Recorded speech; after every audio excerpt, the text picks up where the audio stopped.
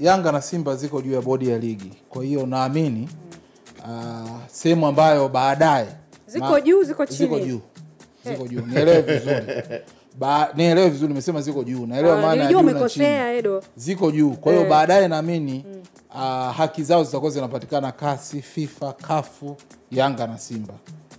Haki zao. Kwa sababu ukimsikiliza Mzee Mguto anaongelea zaidi busara na hekima kuliko kanuni. Kwa Yanga na Simba ziko juu ya kanuni. Sasa kwa nini itumike busara na hekima wakati kanuni zipo? Wakati kanuni zipo. Kanuni ndio zitumike. Kwa hiyo CAS kule ndiko kutakuwa kuna majadiliano kuhusu ambako hakutakuwa na hekima na busara. CAF wapi ndio kutakuwa kunatumika sana kanuni na sheria kuamua masuala ya Simba na Yanga. Kwa mfano wachezaji wa kigeni au hata wachezaji wa bongo ambao wana mawakala wazuri na mameneja wazuri washaelewa swala la malipo liko FIFA, kwa maana ya kwamba kwa Tanzania limeshindikana. Ndio utasikia ile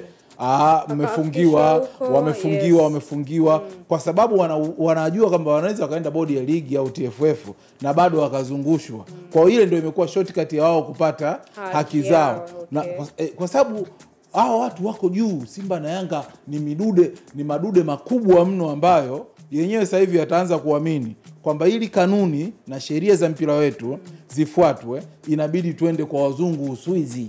Kwa hapa haiwezekani. Na hii unaweza kumsikiliza au ukarifaa kile ambacho tulikuwa tunazungumza na nani hapa amekuja Zaka, kwamba wana mechi 7, mmoja atokee uwanjani na hakuna leo kutoa pointi 3.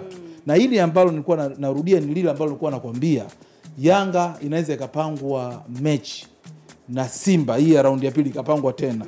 Yanga wasiende uwanjani na Simba asipewe pointi 3.